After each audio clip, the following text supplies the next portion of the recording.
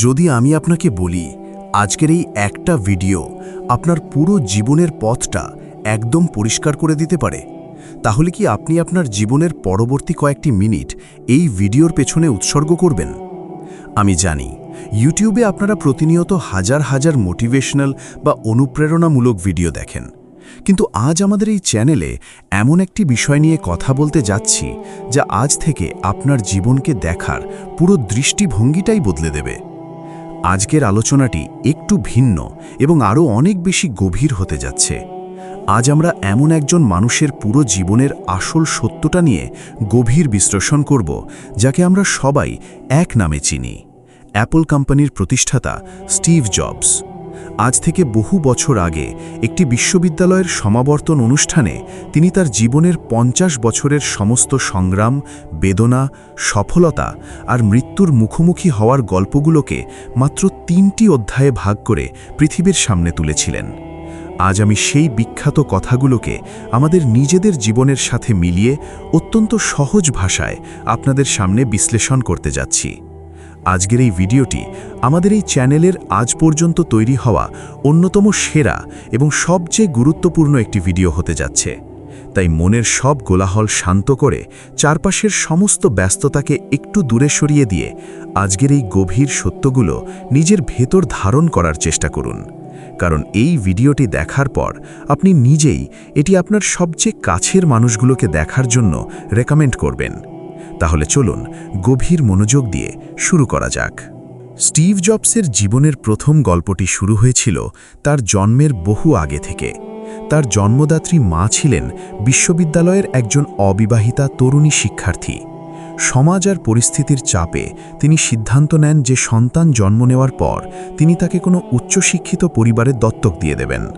পরিকল্পনা অনুযায়ী একজন আইনজীবী ও তার স্ত্রী তাকে দত্তক নেওয়ার জন্য সম্পূর্ণ প্রস্তুত ছিলেন, কিন্তু একদম শেষ মুহূর্তে যখন মাঝরাতে তার জন্ম হলো, তখন সেই আইনজীবী পরিবার হঠাৎ ফোন করে বললেন, আমাদের একটি অপ্রত্যাশিত ছেলে সন্তান হয়েছে, কিন্তু আমরা আসলে একটি কন্যা সন্তান আশা করেছিলাম। আমরা দুঃখিত, আমরা একে নিতে পারব না। মাঝরাতের তালিকা থেকে খুঁজে অন্য এক দম্পতির কাছে ফোন দেওয়া হলো। তারা ছিলেন নিম্ন মধ্যবিত্ত। তারা এক বাক্যে রাজি হয়ে গেলেন।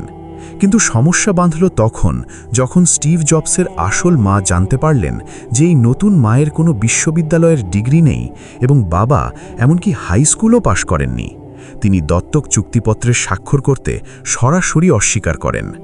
অবশেষে কয়েক মাস পর যখন এই দম্পতি লিখিত প্রতিশ্রুতি দেন যে তারা তাদের সমস্ত কষ্ট এবং সাধ্য হলেও এই সন্তানকে ভবিষ্যতে কলেজে পড়াবেন, তখন তিনি শান্ত হন এবং দত্তক দিতে রাজি হন। এর ঠিক 17 বছর পর স্টিভ জবস সত্যিই কলেজে গিয়েছিলেন, কিন্তু তিনি অত্যন্ত ব্যয়বহুল একটি কলেজ বেছে নিয়েছিলেন। মাত্র 4-5 মাসের মাথায় তিনি দেখলেন তার নিম্ন মধ্যবিত্ত বাবা মায়ের সারা জীবনের সমস্ত জমানো সঞ্চয় শুধু তার পড়াশোনার পেছনে খরচ হয়ে যাচ্ছে। অথচ এই পড়াশোনা তার ভবিষ্যৎ গড়তে কী ভূমিকা রাখবে তা তিনি নিজেও জানতেন না। সবকিছু ভেবে তিনি কলেজ ছেড়ে দেওয়ার এক ঐতিহাসিক কিন্তু ঝুঁকিপূর্ণ সিদ্ধান্ত নেন। কলেজ ছাড়ার পর তার জীবন মারাত্মক কঠিন হয়ে পড়ে। নিজের কোনো ঘর ছিল না, বন্ধুদের ঘরের মেঝেতে ঘুমাতে হতো। খিদের জ্বালায় রাস্তায় পড়ে থাকা কোকের বোতল কুড়িয়ে তা ফেরত দিয়ে মাত্র 5 সেন্ট করে জোগাড় করতেন খাবার কেনার জন্য। আর সপ্তাহে অন্তত একবেলা ভালো খাবার জন্য প্রতি রবিবার রাতে 7 মাইল হেঁটে শহরের অপর প্রান্তে হরেকৃষ্ণ মন্দিরে যেতেন। ঠিক এই সময়টি তিনি কলেজের একটি বিখ্যাত ক্যালিগ্রাফি বা সুন্দর করে অক্ষর লেখার কোর্সে ভর্তি হলেন। সেখানে তিনি চমৎকার সব অক্ষরের ডিজাইন এবং টাইপোগ্রাফি তৈরির নানা কৌশল শিখেন। এটা ছিল এক গভীর আর্ট যা তাকে ভীষণভাবে আকৃষ্ট করেছিল। তখন তিনি দূরতম কল্পনাতেও জানতেন না যে এই বিদ্যা তার বাস্তব জীবনে কোনোদিন 1 পয়সার কাজে আসবে কিনা। কিন্তু এর ঠিক 10 বছর পর যখন তিনি প্রথম ম্যাকিনটস কম্পিউটার ডিজাইন করতে বসলেন, তখন তার সেই ক্যালিগ্রাফির জ্ঞানটাই কাজে লাগল। তিনি কম্পিউটারে পৃথিবীর বুকে প্রথম সুন্দর টাইপোগ্রাফি এবং ফন্টের ডিজাইন ব্যবহার করলেন। স্টিভ জবসের এই গল্প থেকে আমাদের জীবনের সবচেয়ে বড় শিক্ষা হল বিন্দুর সংযোগ বা কানেক্টিং দ্য ডটস। আমরা যখন বর্তমানে দাঁড়িয়ে সামনের দিকে তাকাই তখন কখনোই জীবনের এই বিচ্ছিন্ন কষ্ট, একাকিত্ব বা অভিজ্ঞতাগুলোর কোনো অর্থ মেলাতে পারি না। আপনি আজ যে কষ্টের মধ্য দিয়ে যাচ্ছেন, আজ যে পরিশ্রমের কোনো ফলাফল আপনি খুঁজে পাচ্ছেন না, তার আসল রহস্য আপনি আজ বুঝতে পারবেন না। কিন্তু আজ থেকে 5 বছর বা 10 বছর পর যখন আপনি জীবনের কোনো এক সফলতার চূড়ায় দাঁড়িয়ে পেছনের দিনগুলোর দিকে তাকাবেন, তখন খুব পরিষ্কারভাবে দেখতে পাবেন সেদিনের সেই অন্ধকার রাতটাই আজ আপনাকে এই আলোর দিশা দেখিয়েছে। এই গল্প আমাদের শেখায় যে নিজের ভাগ্যের ওপর, নিজের কর্মের ওপর এবং নিজের ভেতরের বিশ্বাসের ওপর আমাদের ভরসা রাখতেই হবে।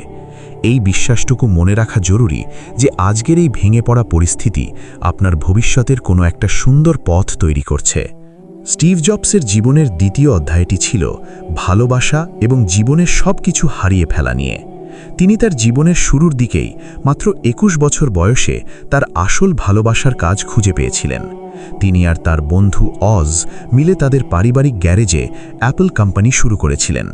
দিন-রাত এক করে কঠোর পরিশ্রম করার পর মাত্র 10 বছরের মাথায়, অর্থাৎ যখন তার বয়স 30 বছর, তখন সেই গ্যারেজের 2 জনের কোম্পানিটি 4000 কর্মী এবং $2 বিলিয়ন এক বিশাল প্রতিষ্ঠানে পরিণত হল।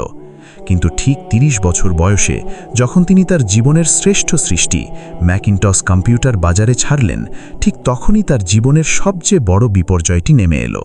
কোম্পানির ভবিষ্যৎ পরিকল্পনা নিয়ে তার নিজের নিয়োগ দেওয়া একজন ম্যানেজারের সাথে তার তীব্র মতপরিভেদ তৈরি হলো। এক পর্যায়ে কোম্পানির পরিচালনা পর্ষদ স্টিভ জবসের বিপক্ষে গিয়ে সেই ম্যানেজারের পক্ষ নিল। ফলাফল কি হলো? 30 বছর বয়সে নিজের হাতের রক্ত জল করে গড়া কোম্পানি থেকে তাকে অত্যন্ত অপমানজনকভাবে বের করে দেওয়া হলো। সেদিনের সেই চরম সফল মানুষটি এক রাতে পুরোপুরি শূন্য হয়ে গেলেন। তারুণ্যের সমস্ত স্বপ্ন এক নিমিষে হাতছাড়া হয়ে গেল। তিনি মানসিকভাবে এতটাই ভেঙে পড়েছিলেন যে সবকিছু ছেড়ে পালিয়ে যাওয়ার কথাও ভেবেছিলেন। কিন্তু সেই তীব্র অন্ধকারের মধ্যেও তিনি একটা বিষয় অনুভব করলেন, কোম্পানি থেকে বের করে দিলে কি হবে, কাজের প্রতি তার যে ভালোবাসা তা বিন্দু মাত্র কমেনি। তিনি আবার একদম শূন্য থেকে শুরু করলেন। সফলতার যে ভারী বোঝা বা হারানোর ভয় মানুষের ওপর চেপে বসে, ব্যর্থতা তাকে সেই বোঝা থেকে এক নিমিষে মুক্ত করে দিল। তিনি আবার একদম হালকা হয়ে গেলেন।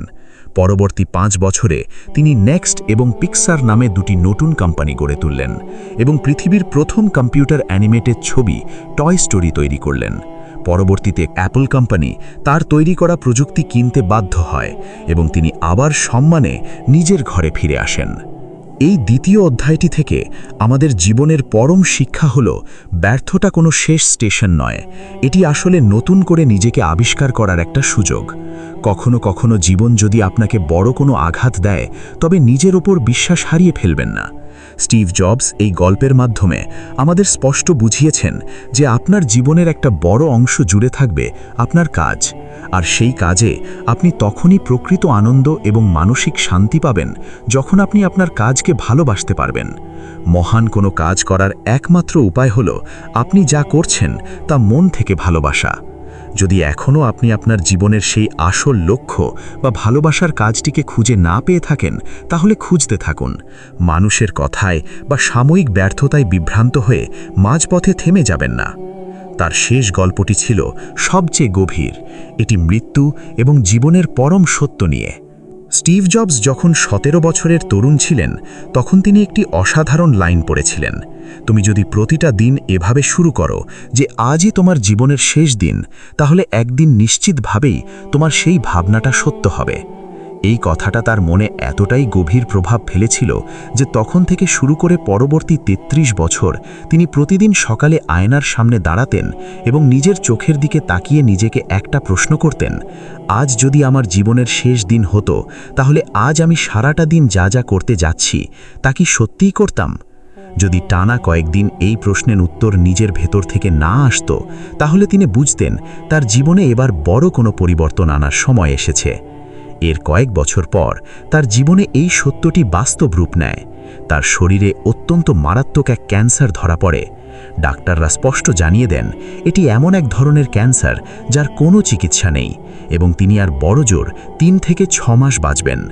ডাক্তাররা তাকে বাসায় ফিরে গিয়ে মৃত্যুর জন্য প্রস্তুত হতে বললেন। এর মানে ছিল তার সন্তানদের আগামী 10 বছরে যা যা বলবেন বলে ঠিক করে রেখেছিলেন তা মাত্র কয়েক মাসের মধ্যে বলে শেষ করা। এর মানে ছিল পরিবারের কাছ থেকে চিরতরে বিদায় নিয়ে নেওয়া। সেদিন সন্ধ্যায় তার একটি বায়োপসি হলো। ডাক্তাররা যখন কোষগুলো পরীক্ষা করলেন তখন তারা দেখতে পেলেন এটি ছিল ক্যান্সারের এমন এক ধরনের বিরল রূপ যা সার্জারির মাধ্যমে নিরাময় সম্ভব। এরপর তার সার্জারি হলো এবং তিনি সুস্থ হয়ে ফিরে এলেন। মৃত্যুর এত কাছ থেকে ফিরে এসে তিনি একটি চরম সত্য উপলব্ধি করেছিলেন। তিনি বলেছিলেন, আসলে কেউই মরে যেতে চায় না, এমনকি যারা স্বর্গে যেতে চান তারাও সেখানে যাওয়ার জন্য মরতে চান না। কিন্তু তা সত্ত্বেও মৃত্যুই হলো আমাদের সবার চূড়ান্ত গন্তব্য। এই চূড়ান্ত অধ্যায় থেকে আমাদের জীবনের সবচেয়ে বড় শিক্ষা হলো সময়ের সীমাবদ্ধতা। আমরা একদিন মরে যাব, এই চরম সত্যটি মনে রাখলে জীবনের বড় বড় সিদ্ধান্ত নেওয়া খুব সহজ হয়ে যায়। কারণ এই পৃথিবীর সব অহংকার, লোক লজ্জা, ব্যর্থতার ভয় কিংবা সমাজের তৈরি করে